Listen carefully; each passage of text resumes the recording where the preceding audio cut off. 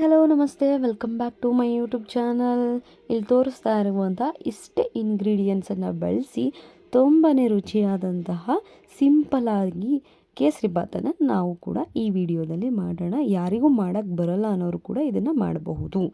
ಬನ್ನಿ, ಗ್ಯಾಸನ್ನು ಆನ್ ಮಾಡಿಕೊಂಡು ಒಂದು ಪಾತ್ರೆ ಅಥವಾ ಒಂದು ಬಾಣಲೆಯನ್ನು ಇಟ್ಕೊಂಡು ಒಂದು 4-5 ಟೇಬಲ್ ಸ್ಪೂನ್ ಎಣ್ಣೆ ಅಥವಾ ತುಪ್ಪ ನಿಮಗೆ ಯಾವ್ದು ಇಷ್ಟ ಆಗುತ್ತೋ ಅದನ್ನು ಹಾಕ್ಕೊಂಡು ನೀವು ಈ ರೀತಿ ಗೋಡಂಬಿ ಮತ್ತು ದ್ರಾಕ್ಷಿ ನಿಮಗೆ ಇಷ್ಟ ಆಗುವಷ್ಟನ್ನು ಹಾಕೋಬೋದು. ಕೇಸರಿ ಬಾತಿಗೆ ಇಷ್ಟೇ ಮೆಷರ್ಮೆಂಟ್ ಅಂತ ಏನಿಲ್ಲ.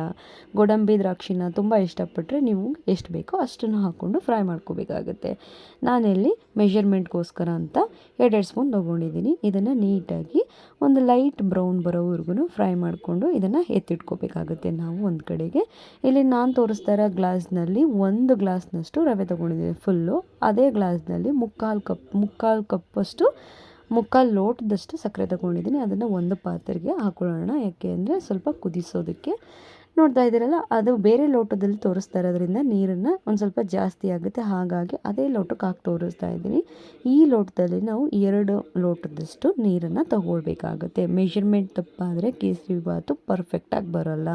ನೋಡ್ತಾ ಇದ್ದೀರಲ್ಲ, 1 ಗ್ಲಾಸ್ ರವೆಗೆ 2 ಗ್ಲಾಸು ನೀರನ್ನು ಹಾಕ್ಕೊಂಡೆ ಮತ್ತು ಹುರಿದಿಟ್ಟಿದ್ದಂತಹ ಗೋಡಂಬಿ ದ್ರಾಕ್ಷಿಯನ್ನು ಹಾಕಿ ಕುದಿಸೋದಕ್ಕೆ ಪಕ್ಕದಲ್ಲಿ ಇಟ್ಕೊಂಡೆ.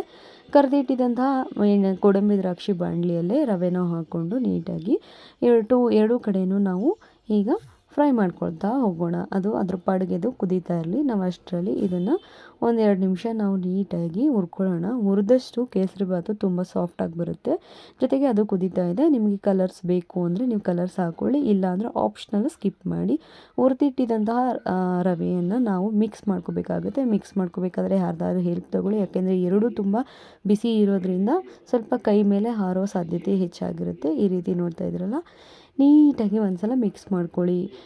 ಯಾವುದೇ ಕಾರಣಕ್ಕೂ ಶುಗರ್ ಏನು ಆ್ಯಡ್ ಮಾಡೋ ಅವಶ್ಯಕತೆ ಇರಲ್ಲ, ಪರ್ಫೆಕ್ಟಾಗಿ ಆಗಿರುತ್ತೆ. ಸೊ ಈ ರೀತಿ ನಿಧಾನಕ್ಕೆ ಕುದಿಸ್ಕೊತಾ ಈ ರೀತಿ ಮಾಡಬೇಕಾಗುತ್ತೆ. ಕೈ ಬಿಡಬಾರ್ದು 1-2 ನಿಮಿಷನಾದ್ರೂ ಕೂಡ, ಯಾಕೆಂದರೆ ಗಂಟಾಗೋ ಸಾಧ್ಯತೆ ಇರೋದಿಲ್ಲ.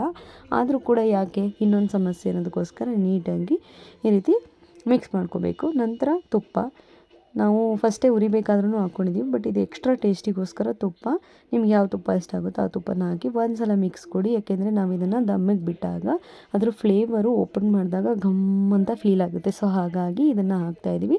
ಇದನ್ನೆಲ್ಲ ಹಾಕಿ ಒಂದು ಸಲ ಫೈನಲಾಗಿ ಮಿಕ್ಸ್ ಮಾಡಿ ನೀವು ಒಂದು ಪ್ಲೇಟನ್ನು ಮುಚ್ಚಿಟ್ಬಿಟ್ರೆ ನಮ್ಮ ಕೇಸರಿ ಬಾತ್ ರೆಡಿ ಆಗುತ್ತೆ. ನೋಡ್ತಾ ಇದ್ದೀರಲ್ಲ, ಕೇಸರಿ ಬಾತಲ್ಲಿ ಕೆಳಗಡೆ ಒಂದು ಚೂರು ಕೂಡ ಏನಾಗಿದೆ, ಸೀದೋಗಿದೆ ಅನ್ನೋ ಫೀಲೇ ಇಲ್ಲ. ಅಷ್ಟು ಚೆನ್ನಾಗಿ ಪರ್ಫೆಕ್ಟಾಗಿ ಬಂದಿದೆ. ಇದು ಇವತ್ತಿನ ಒಂದು ರೆಸಿಪಿ ಆಗಿತ್ತು. ಇಷ್ಟ ಆದರೆ ಲೈಕ್ ಮಾಡಿ.